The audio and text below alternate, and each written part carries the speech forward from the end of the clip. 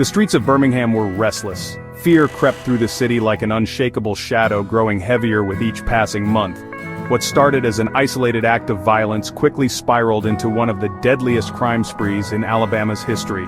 At the center of it all was 22-year-old Damien McDaniel, a young man now facing 14 murder charges over 14 months. A name once unknown to the world, now etched into Alabama's darkest history. This is the story of how a city fell victim to a nightmare that seemed unstoppable.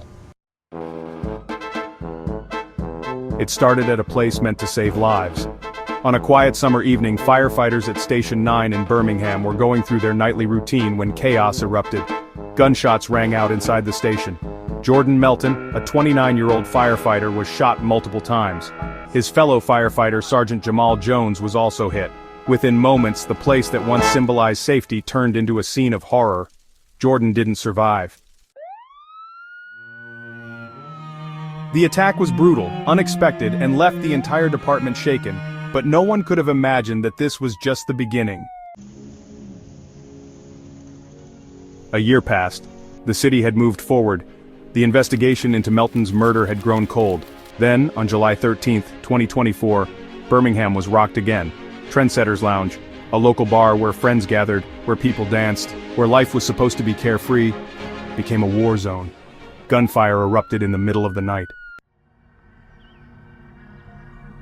4 people were killed, 10 others were left bleeding on the floor. A night of celebration turned into a bloodbath. Panic swept through Birmingham. 2 shootings, both unsolved, and before the city could even process what had happened, another tragedy struck. 1 month later, police were called to a small apartment complex on the east side of Birmingham. Inside, they found Charlie Moore, shot dead in his living room.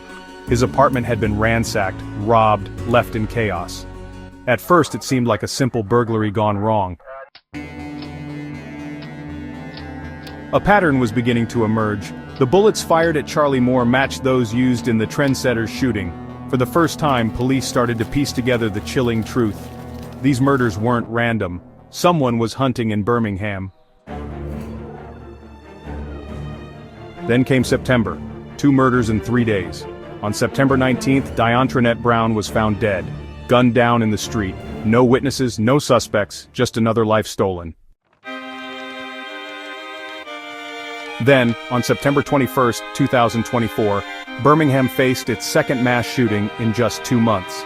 This time, the attack happened in 5 Points South, a bustling nightlife district. Bullets sprayed into the crowd, 4 people were killed, 17 more were injured.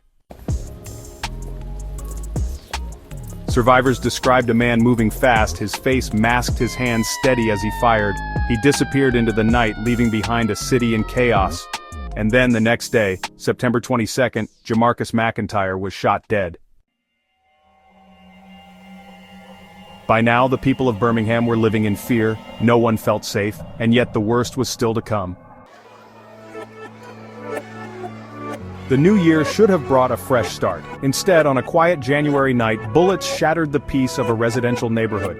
Mia Nickson, a young woman full of life, full of dreams, was shot in front of her own home. Neighbors ran outside at the sound of gunfire. They saw a car speeding away. They saw Mia lying motionless in the driveway. The fear that had gripped Birmingham for months had reached the front doors of its citizens. People stopped going out after dark.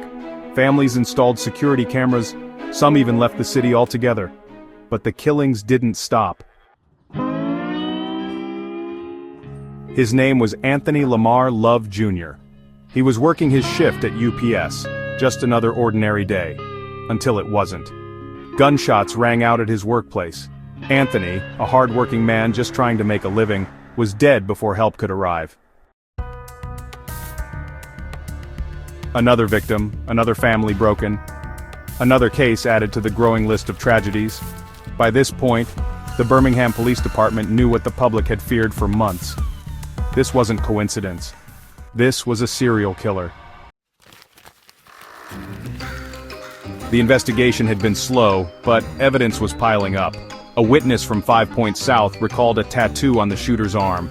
Surveillance footage from Trendsetters Lounge showed a car leaving the scene, one that matched a vehicle linked to a known suspect. Forensics tied bullet casings from multiple crime scenes back to one gun, and then came the final piece of the puzzle. A tip led police to Damien McDaniel, a 22-year-old man with a history of violent offenses. When officers raided his home, they found the murder weapon, clothing that matched descriptions from the crime scenes, and disturbing evidence that tied him to at least 14 killings. On April 25, 2025, McDaniel was arrested and charged with multiple counts of capital murder. He is currently being held without bond. Despite the overwhelming evidence, he has pleaded not guilty. Birmingham is still recovering. The loss is immeasurable. Firefighters, workers, everyday citizens, all taken too soon. The numbers are staggering.